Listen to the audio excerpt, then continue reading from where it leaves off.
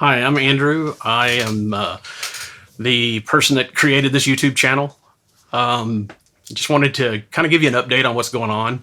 I created this channel many years ago and just kind of put up things like most people do, just their family and friends and things just that interested you or things that maybe want to just have archived somewhere.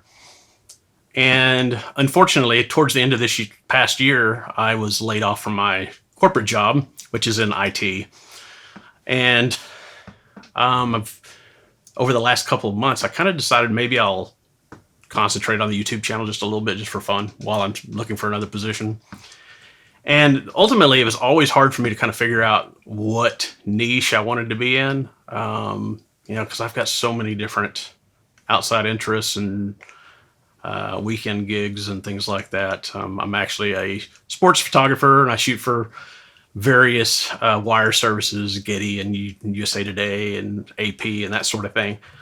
I've done that for 20 some odd years, but most of that footage and what I'm doing I'm not able to use that as content on YouTube. So that kind of fell through the cracks as far as that being a niche or subject matter for my channel. So I have also, part of my media company that I've had for 25 years now, more than that. I've always done music and mixing and mastering. I have a home studio. You can kind of see some of it behind me. And my goal there was always been working with artists and trying to help them get their music up to their potential. And then that's about it. I haven't worked with the record labels or anything like that. I've just worked with individual artists trying to help them out. And so I was thinking, well, YouTube has so many really good archival footage from old concerts and things that I'm extremely interested in. And obviously, many of you guys are. But one thing I did notice, besides the video quality being, standard def and kind of not all that great, the audio was often completely ignored. And so I thought, hey, I can just update these as much as possible. I mean, I can't recover them fully because I don't have the original footage, but I can at least try to enhance them a little bit and make them sound a little bit better, a little bit more up to modern standards as far as loudness and clarity and that sort of thing. And so I started putting those up. I obviously hit a big one with the US Festival, the Van Halen video, which increased my subscriber count and views like crazy, which I did not expect. And this kind of all popped up on me really fast, where I'm getting to the point where I could do the first round of monetization, which wasn't really anything. It's just where I could put up like super chat, super thanks, or those type of things, which doesn't really matter to me, but I went ahead and applied for it. And when I was denied, something really struck me. It's like, they're not actually, they denied me for reuse of videos that have already been used without significant change. And my thought was, and I created a rebuttal video, which is what they asked for. And I don't believe they actually looked at it, because the view count, you can usually see where the view count, how many people have viewed your video, and it shows 0. So I don't know how they reviewed it, and it still counts as 0, but whatever. But now it's kind of like a mission of mine to get monetized, because I feel like they may be missing out on something. Audio is just as important as the video itself. I've always felt that way, and I know a lot of people do. If a video has unwatchable or unlistenable audio, people move on. And for whatever reason, they don't feel like, or they didn't consider that with what I'm doing with these videos. I'm significantly modifying the audio.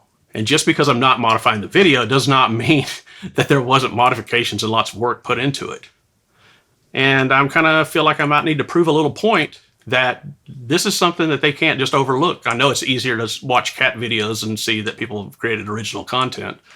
But I personally feel like the audio is just as important, and I would like YouTube to take it a little more seriously.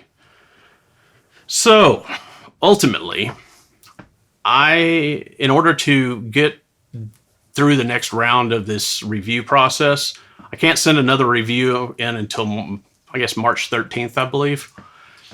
And I have to make some significant changes to the channel. So what I'm going to do is probably create some of these videos where I'm either doing a tutorial about mixing or mastering. I may talk about some of the videos that we have out there.